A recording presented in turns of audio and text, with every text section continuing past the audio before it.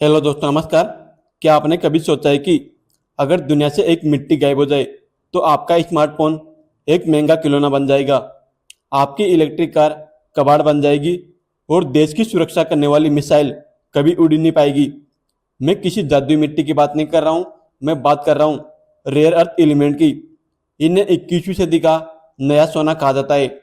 आज की वीडियो में हम किसी ऐसी वैसी कंपनी की नहीं बल्कि उस सेक्टर की बात करेंगे जिसे चाइना ने पूरी दुनिया की गर्दन पकड़ने के लिए इस्तेमाल किया है और अब इंडिया वहां अपनी जगह बना रहा है। मतलब इंडिया अब इस सेक्टर में एग्रेसिवली तरीके से आगे बढ़ रहा है। तो चलिए शुरू करते हैं। नमस्कार दोस्तों, स्टॉक मार्केट का किंग चैनल पर मैं आपका बहुत बहुत स्वागत करता हूं। अब आप सोचेंगे कि बॉस, इसमें इतना खास क्या है? तो देखिए दोस्तों, दुनिया के 60% से ज़्यादा के रेयर अर्थ एलिमेंट पर चाइना का कब्जा है। वो जब भी चाहे दुनिया की टेक सप्लाई चेन रोक सकता है। लेकिन अब दुनिया डर चुकी है, सबको चाइना प्लस वन स्ट्रेटेजी चाहिए और यही एंट्री होती है हमारे प्यारे भारत की।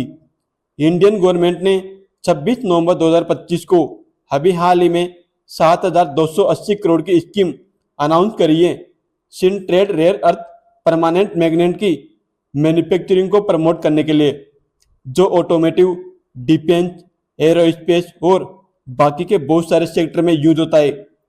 इस स्कीम के जरिए डोमेस्टिक लेवल पर 6000 MTPA sintered rare earth permanent magnet, जिसको शॉर्ट में REPM भी बोलते हैं, को प्रमोट करना है और इंडिया को रेयर अर्थ सेगमेंट में सेल्फ रिलायंस मतलब आत्मनिर्भर बनाना है। यह स्कीम हमारी इंडियन कंपनियां जो रेयर अर्थ एलिमेंट सेक्टर में काम करती हैं उनकी किस्मत बदल सकती है, क्योंकि यह एक तरह से फ्यूचर सेक्टर है जिसकी डिमांड आने वाले टाइम में बहुत ज़्यादा बढ़ने वाली है। और गवर्नमेंट भी इस सेक्टर को प्रमोट करने के लिए नई नई स्कीम अनाउंस कर रही है।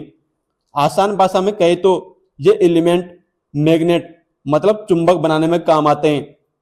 अब आप बोलोगे कि क्यों दुनिया इस सेक्टर पर इतना ज़्यादा फोकस कर रही है? तो दोस्तों, rare earth element EV, wind turbine, lithium ion battery में यूज होता है। इसके बिना एक काम नहीं कर सकते। जबकि इलेक्ट्रॉनिक की बात करें तो smartphone, laptop and advance semiconductor chip के लिए भी ये एसेंशियल पार्ट हैं।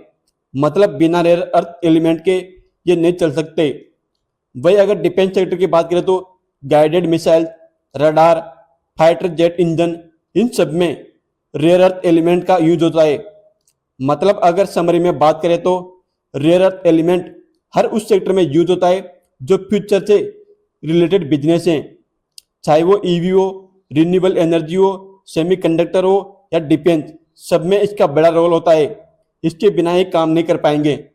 देन आगे बढ़ने से पहले अगर आप सभी को वीडियो इन्फॉर्मेटिव लग रही हो तो लाइक का बटन दबा दीजिए। प्लस उसी के साथ अगर आप चाहो तो चैनल को भी सब्सक्राइब करके रख सकते हो। नेक्स्ट अब बात करते हैं मेन पॉइंट पर कि हमारे शेयर बाजार में कौन सी कंपनीज हैं जो इस सेक्टर में काम करती हैं। फर्स्ट नंबर की कंपनी है IREL मतलब इंडियन रेयर अर्थ एलिमेंट।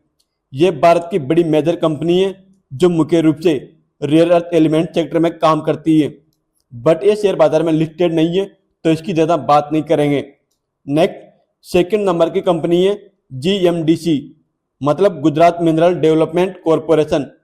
ये कंपनी मुख्य रूप से दो सेक्टर में एक्टिव है, माइनिंग एंड पावर। लेकिन GMDC अब रेयर अर्थ एलिमेंट सेक्टर में एंट्री कर चुकी है। इनको रेयर अर्थ एलिमेंट को प्रोसेसिंग करने की परमिशन मिल चुकी है BARC से। कंपनी अभी अपना सेटअप कर रही है इस सेक्टर में। इसका प्लांट ऑपरेशनल मतलब चालू होने में अभी 102 साल लगेंगे। इसकी शेयर होल्डिंग पैटर्न की बात करें तो प्रमोटर के पास दिसंबर 2025 तक 74% की स्टेक है, एपाइस के पास 2.30% और DIS के पास 0.86% की होल्डिंग है।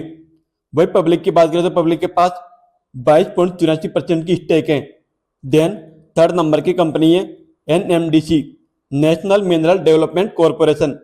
ये कंपनी ओवरसीज कंट्री में क्रिटिकल मिनरल्स की माइनिंग की एक्सप्लोरिंग मतलब खोजबीन कर रही है, जिससे यह पता चलता है कि कंपनी एग्रेसिवली इस सेक्टर में आगे बढ़ रही है। इनकी शेयर होल्डिंग की बात करें तो दिसंबर 2025 तक प्रमोटर के पास मोर देन 60% ज़्यादा की होल्डिंग है।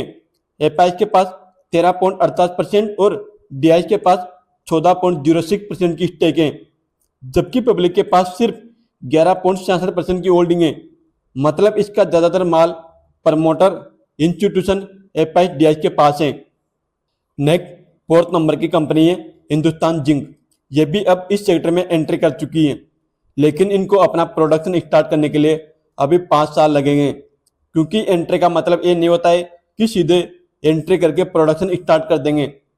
पहले प्लांट का सेटअप किया जाता है, उसके बाद प्रोडक्शन स्टार्ट होता है। इसलिए इन सभी कंपनियों को थोड़ा टाइम लगेगा अपना प्रोडक्शन स्टार्ट करने के लिए।